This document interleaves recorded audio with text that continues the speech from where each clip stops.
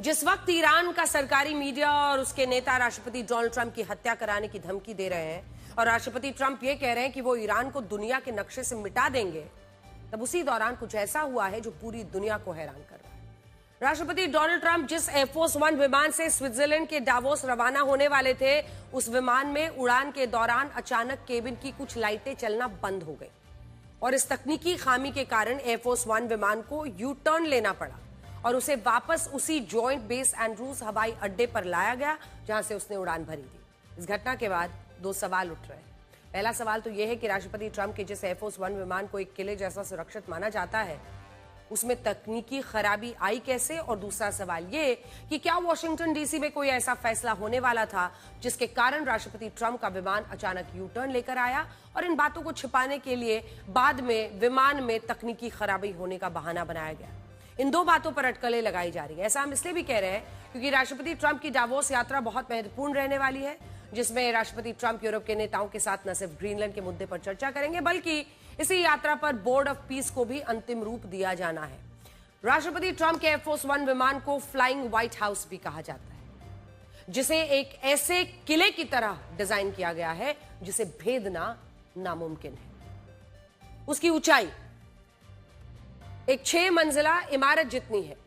और इसकी लंबाई एक फुटबॉल मैदान के बराबर। इसके अलावा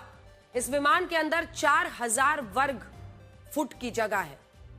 जिसमें राष्ट्रपति ट्रंप के लिए खास कमरा है, मीटिंग करने के लिए कॉन्फ्रेंस रूम है और एक ऑफिस भी मौजूद है। इसके अलावा इस विमान पर एक ऐसी खास कोटिंग की गई है जिससे परमाणु हमले का भी इस पर असर नहीं होता और यह भी कहा जाता है कि आपात स्थिति में यह विमान हवा में उड़ने वाले एक बंकर की तरह काम करता है। और साल 2001 में जब 9/11 का आतंकी हमला हुआ था, तब इस विमान को तत्कालीन राष्ट्रपति के कमांड सेंटर की तरह इस्तेमाल किया गया था और इसीलिए आज जब इसमें अचानक से खराबी आई तो लोग काफी हैरान रह गए। सोशल मीडिया पर चर्चा शुरू हो गई कि क्या इस विमान में आई मामूली खराबी का दावा गलत भी हो सकता है।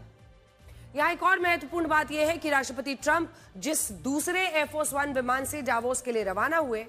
उस विमान के रूट को इंटरनेट पर 1,12,000 लोगों ने सर्च किया और ये इस साल की पहली ऐसी फ्लाइट बन गई है जिसे फ्लाइट रडार पर सबसे ज्यादा सर्च किया गया, यानी ढूंढा गया है।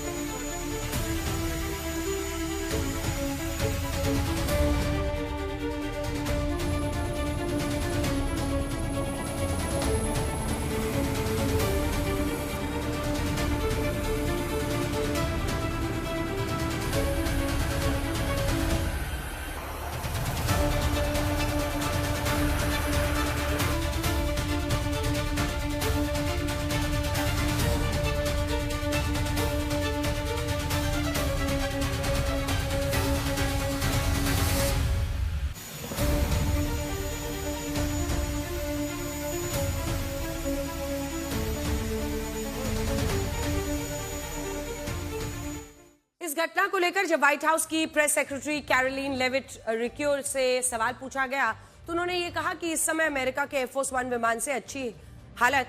कतर के उस जेट की लग रही है जो कतर के शाही परिवार ने राष्ट्रपति ट्रंप को तोहफे के रूप में देने का ऐलान किया और इस जेट की कीमत है 3,600 करोड़ रुपए। ये बात हमने आपसे पहले भी कही है कि राष्ट्रपति ट्रंप को अच्छा गिफ्ट,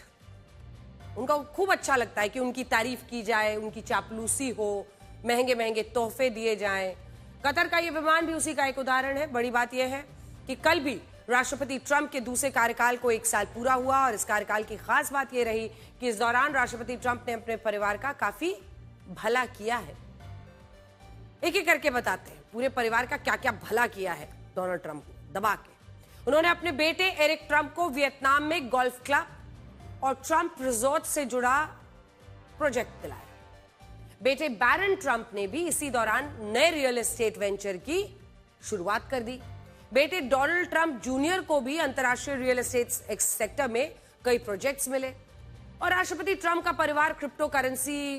का तो बिजनेस जो करता है उसमें भी कई करार हुए। इससे यह पता चलता है कि इस 1 साल में राष्ट्रपति ट्रंप ने अपने परिवार का तो पूरा ध्यान रखा,